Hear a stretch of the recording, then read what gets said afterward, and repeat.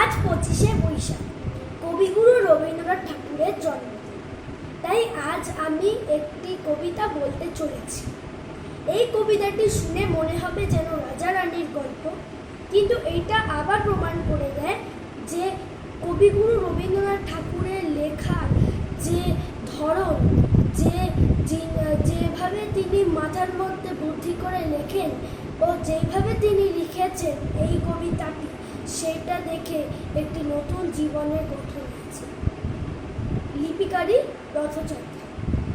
রথযাত্রার দিন কাছে, তাই রানী রাজাকে এসে বললে, চলো রথ দেখতে যাই।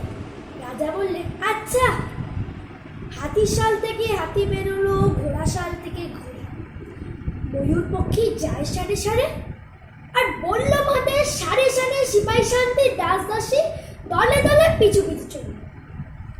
বাকি রইল কেবল একজন, রাজবাড়ির ঝাঁটার কাঠি কুড়োনো তার কাজ। সর্দার এসে তাকে বললে, ওরে দুঃখী, ঠাকুর দেখবি চল। দুঃখী বললে, আমার যাওয়া ঘটবে না। রাজার কানে কথা উঠল। রাজা মন্ত্রীকে ডেকে বললে, ওকেও ডেকে নিও। রাস্তার ধারে তার বাড়ি। হাতি যখন সেখানে পৌঁছলো, তখন মন্ত্রী তাকে বললে, ওরে দুঃখী, আয় এদিকে, ঠাকুর দেখবি চল। দুঃখী বললে, কত আর চলবো?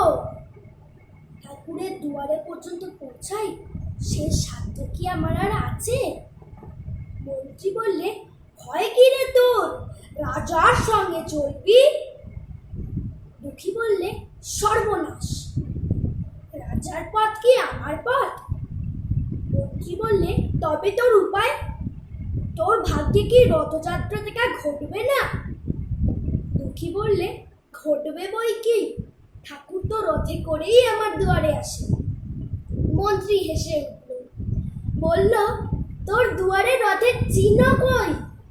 দুঃখী বললে, তার রথের চিহ্ন পড়ে। মন্ত্রী বললে, কেন বলতো? দুঃখী বললে, সে যে আসেন পুষ্পক রথে। মন্ত্রী বললে, কই রে সেই রথ? দুঃখী দেখিয়ে দিলে, তার দুয়ারের দুই পাশে দুটি সূর্যমুখী ফুটে আছে।